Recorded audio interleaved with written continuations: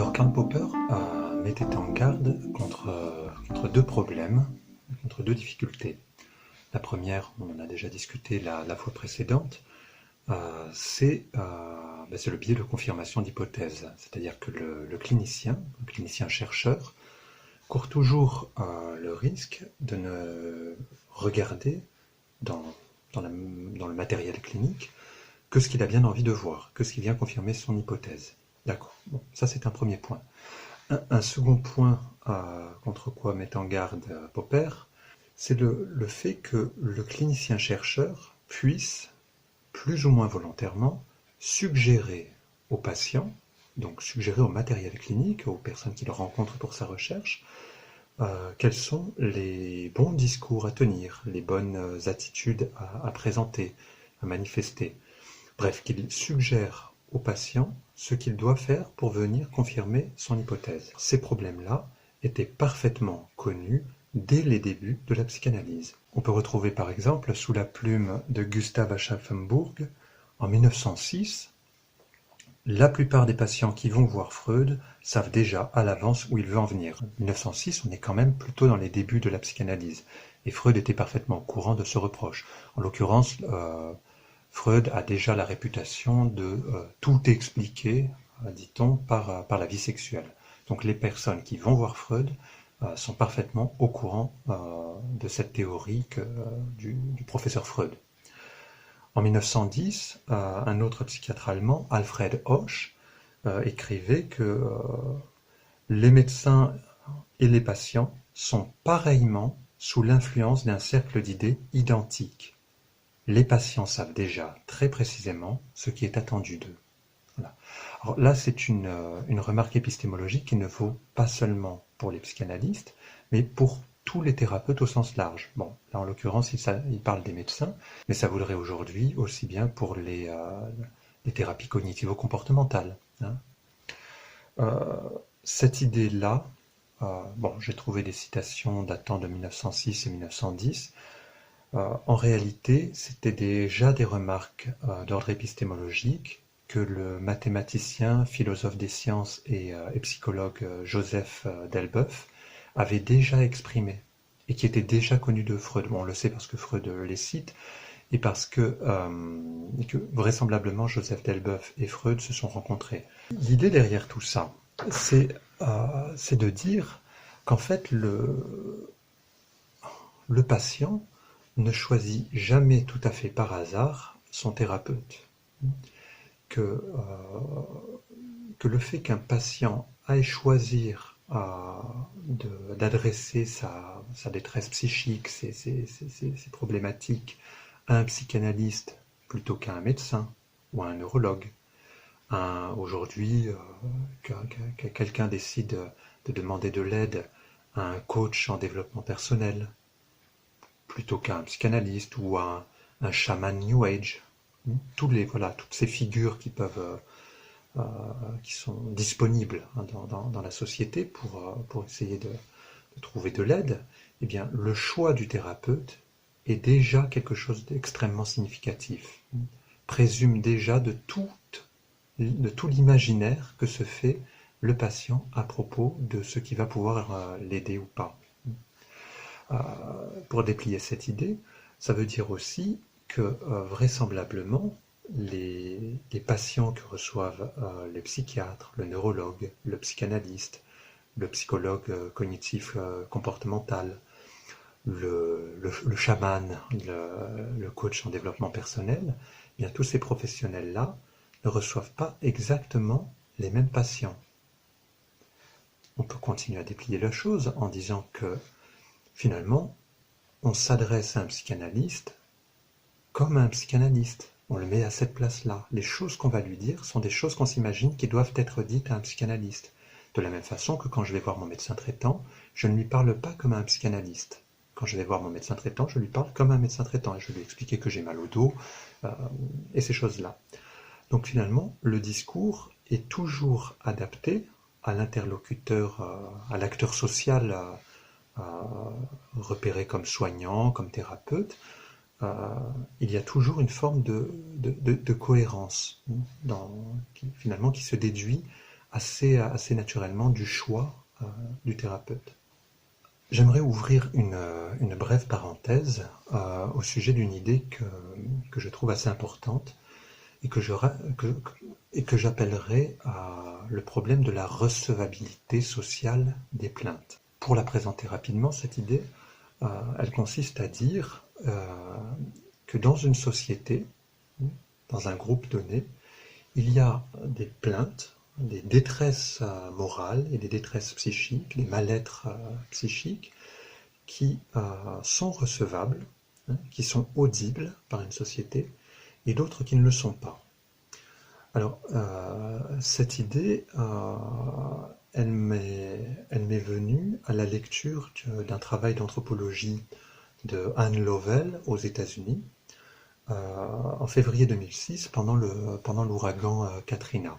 Donc elle était en train de faire un terrain anthropologique en Nouvelle-Orléans, aux États-Unis, et juste à ce moment, commence la catastrophe humanitaire, catastrophe naturelle qu'on connaît.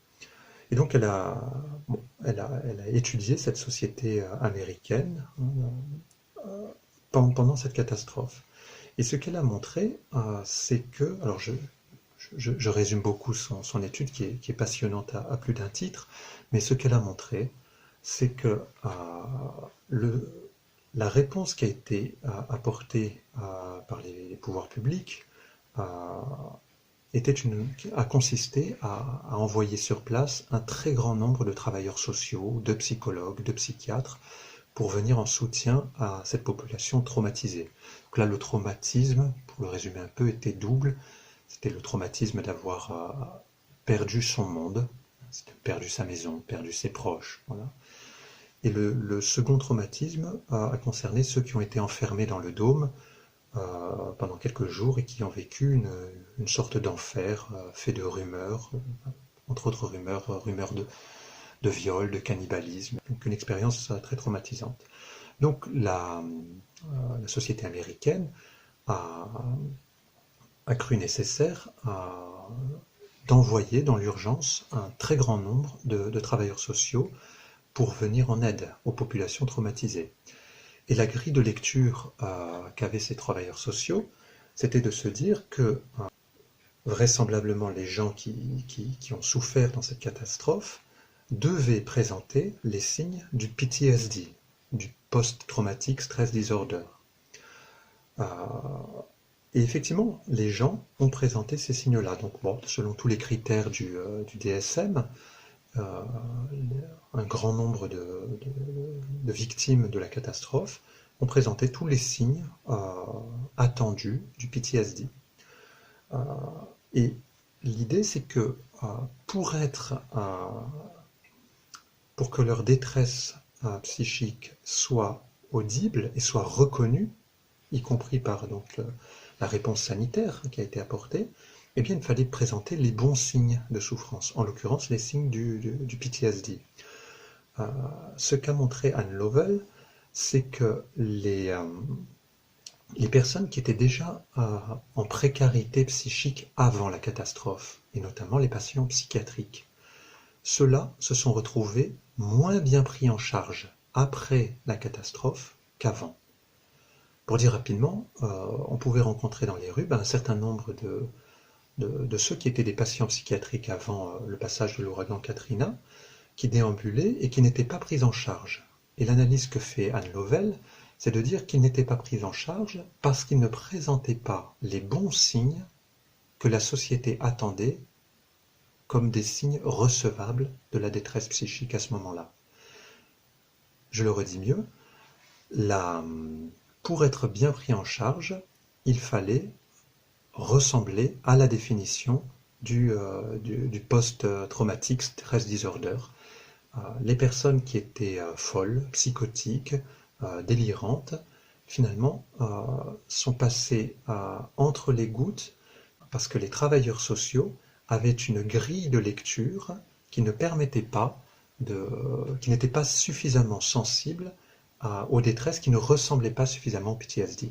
Je ne sais pas si je suis clair en développant cette idée.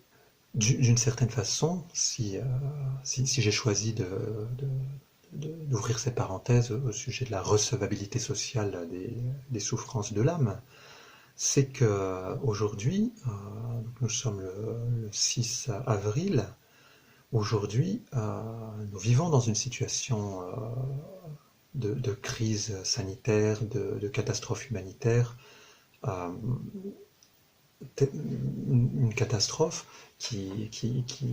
dont on attend effectivement qu'elle va produire un certain nombre de souffrances, hein, dans le social, pas uniquement pas uniquement chez les soignants, mais dans notre société. On s'attend à ce que ça fasse traumatisme collectif, disons.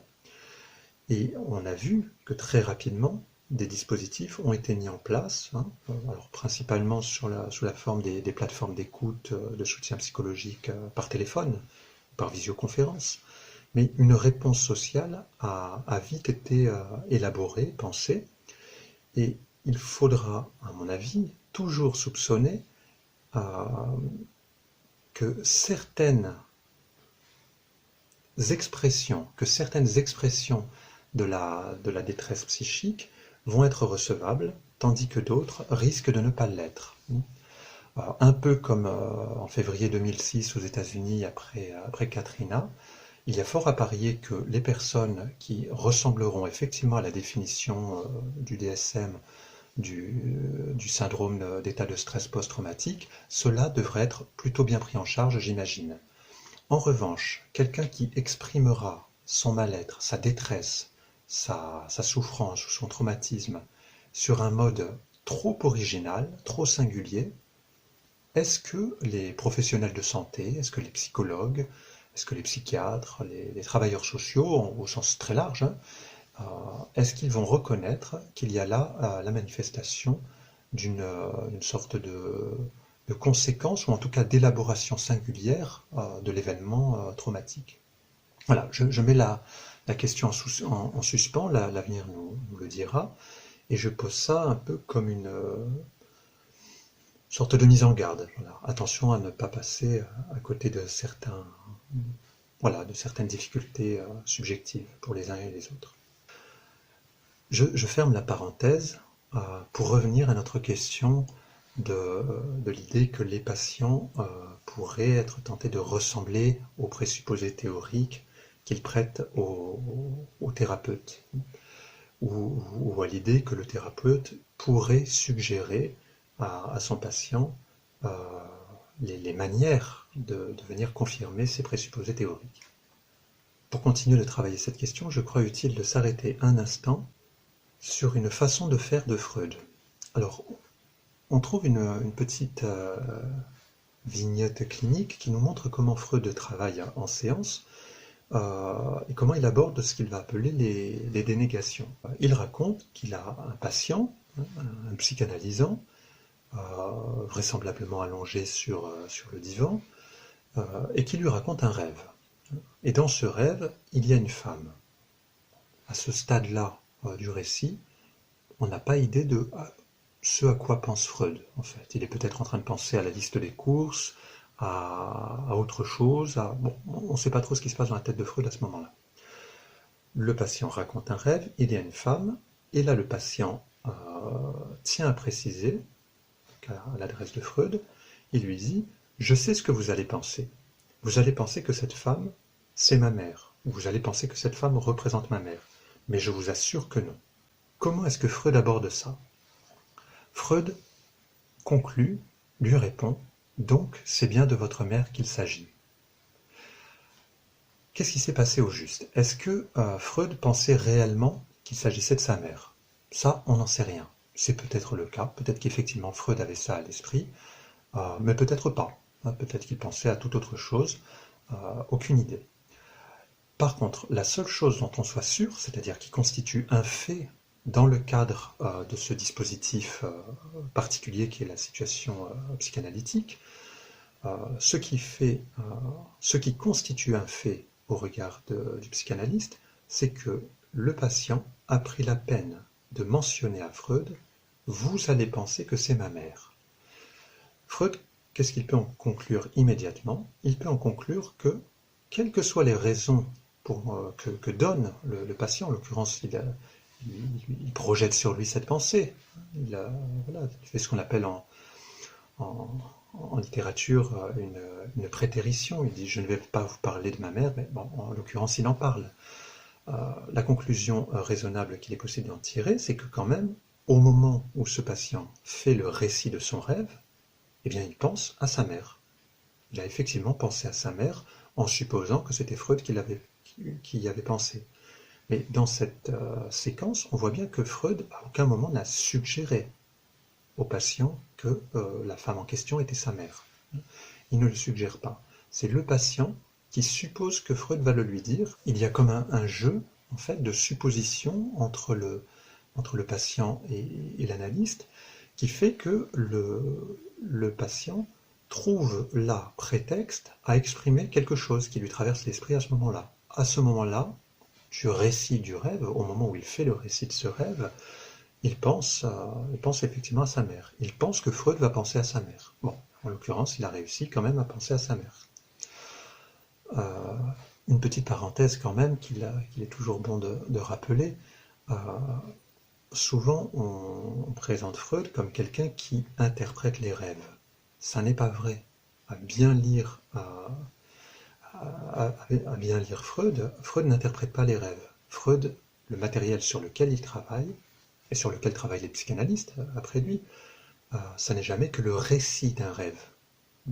C'est-à-dire ce que le patient raconte à propos d'un événement de la nuit dernière ou d'une nuit d'il y a 10 ans. Mais ce sur quoi porte l'analyse, c'est l'ici et maintenant du récit du rêve, au moment où le patient raconte ce rêve. Voilà, là je crois quand même que cette petite séquence d'une dénégation d'un patient de Freud, ça nous permet d'illustrer tout ce qu'il y a de problématique dans les jeux d'influence et d'auto-influence et d'autosuggestion qui se tissent entre le patient et le psychanalyste. À ce titre, la remarque d'Alfred Hoche disant que le soignant et le patient résident dans un cercle d'idées commun, identique, c'est le même cercle d'idées, je crois que cette séquence-là l'illustre bien. Bon, pour finir, j'aimerais présenter une notion de Freud, mal connue, je pense, des lecteurs francophones de Freud, parce qu'il y a un problème de traduction. Cette notion, qui ne fait pas l'objet d'une conceptualisation à proprement parler chez Freud, mais quand on reprend le texte de l'œuvre complète, on voit qu'il y a une cohérence là-dedans. C'est ce qu'on traduit, la moins mauvaise des traductions, il semblerait que ce soit plutôt la complaisance. Alors, c'est aussi traduit par la soumission, la docilité ou l'influence. Alors, de quoi s'agit-il ? Il s'agit précisément de ça, que le patient pourrait comme se soumettre aux suggestions du soignant, du thérapeute, du psychanalyste. Il pourrait s'y soumettre plus ou moins docilement sous l'effet d'une suggestion ou d'une autosuggestion. Alors là, le terme allemand, qui fait l'objet de ces traductions compliquées, le terme allemand est Entgegenkommen. Entgegenkommen. Qu'il est très difficile de rendre en français, mais qui comporte l'idée d'aller vers quelque chose, d'aller à la rencontre d'eux. Alors, Freud, quand il mobilise cette notion d'Entgegenkommen, de complaisance, c'est à chaque fois pour montrer comment des choses tout à fait extérieures à la structure psychique d'un sujet viennent par une sorte d'heureux hasard permettre à ce sujet d'exprimer quelque chose. Alors il va parler par exemple de la complaisance de la langue. C'est tout de même, quand on regarde les analyses Euh, voilà les formes d'expression des lapsus, en particulier les lapsus, c'est assez parlant. On voit quand même que ça marche que ça ne marche que dans une langue. Hein. Tel ou tel lapsus, généralement, se font à la faveur de la langue du névrosé qui produit ce lapsus. Euh, Régulièrement, des collègues perplexes vis-à-vis de la psychanalyse me font la remarque, oui, mais si ça avait été dans une autre langue, le lapsus ne marche pas. Ou si le rêveur avait rêvé son rêve et avait raconté son rêve dans une autre langue, ça ne marche pas. Est-ce que ça veut dire que l'inconscient du névrosé parle français, parle uniquement anglais, parle italien? euh, ben, Effectivement, oui, il y a une complaisance de la langue, c'est-à-dire que il y a un peu comme si le névrosé trouvait dans la langue qu'il a à sa disposition le matériau qui va lui permettre d'exprimer les motifs de sa névrose, hein, à la faveur d'un lapsus, d'un rêve, etc. Je prends un exemple pour illustrer cette complaisance de la langue. Il m'est arrivé une fois, dans un contexte un peu particulier, de me retrouver devant un auditoire sans trop savoir pourquoi, parler longuement à cet auditoire de mon perroquet. Et après avoir longtemps parlé de mon perroquet, je me suis posé la question de pourquoi est-ce que j'avais parlé de ça, alors que j'avais un autre sujet à aborder. Ce que j'ai réalisé en y réfléchissant après coup, c'est que le jour même, j'avais reçu un message de mon père qui m'avait beaucoup inquiété et qui se résumait quasiment à ce qu'il m'écrive « tout est OK ». Voilà. Eh bien, d'une certaine façon, à la faveur de la langue, hein, de comment est construite le vocabulaire du lexique français, hein, perroquet m'a permis de parler de mon père OK, l'air de rien, voilà, sans le savoir.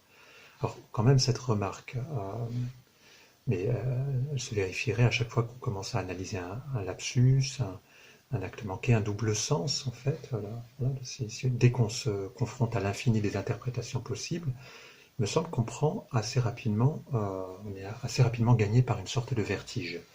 Parce que là, dans ce genre de situation, on réalise à quel point on ne sait pas vraiment ce qu'on dit. Hein. C'est le vertige de l'hypothèse freudienne de l'inconscient. C'est-à-dire que, à le prendre vraiment au sérieux, il faut croire que quand je vous parle de quelque chose, quand je suis en train d'occuper à discuter avec quelqu'un de quelque chose, eh bien il se pourrait toujours, ça reste une possibilité absolument indépassable, ça reste toujours dans le champ du possible, que je sois aussi en train de parler d'autre chose. Pourquoi je dis que c'est toujours dans le champ du possible? Parce que tout discours est de toute façon interprétable, réinterprétable, soumis à une polysémie, à une pluralité des significations possibles. Alors cet exemple de mon père OK, mon perroquet, ça, voilà, c'est ça que ça signifie, la complaisance de la langue dans le vocabulaire de Freud. La structure, le lexique de la langue n'est pas la cause des manifestations de ma névrose. C'est pas parce que le mot perroquet est construit à cette phonétique-là que ça produit mon acte lent, ouais, que ça a produit cette espèce de lapsus, disons. Appelons ça un lapsus si l'on veut. Non, ça n'est pas la langue qui l'a produit, la cause n'est pas du côté de la langue. Je prends la langue telle qu'elle vient, hein, ma structure psychique aborde la langue dans laquelle je me suis construit telle qu'elle est. Et dans le cadre de cette langue, eh bien, l'élaboration subjective de ma névrose a permis de mobiliser ce mot-là de la langue française, perroquet, en agençant les choses ainsi. On pourrait l'illustrer avec toute la série des rêves qui apparaissent dans la littérature classique psychanalytique d'analyse des rêves. Je crois qu'on pourrait, un peu de la même façon que le reste diurne n'est pas la cause du rêve, hein, mais simplement matériau, l'occasion qui va permettre au rêveur de former son rêve. Ben, de la même façon, le clinicien, quelle que soit son orientation théorique et pratique, bon, là, en l'occurrence le psychanalyste, n'est pas la cause du discours du patient. Quand bien même le patient se conformerait par tout un jeu de délégation, de projection, d'attribution de pensée, etc. Le clinicien n'en est pas la cause, mais il a plutôt le statut de reste diurne à partir duquel le patient va constituer les motifs de sa névrose.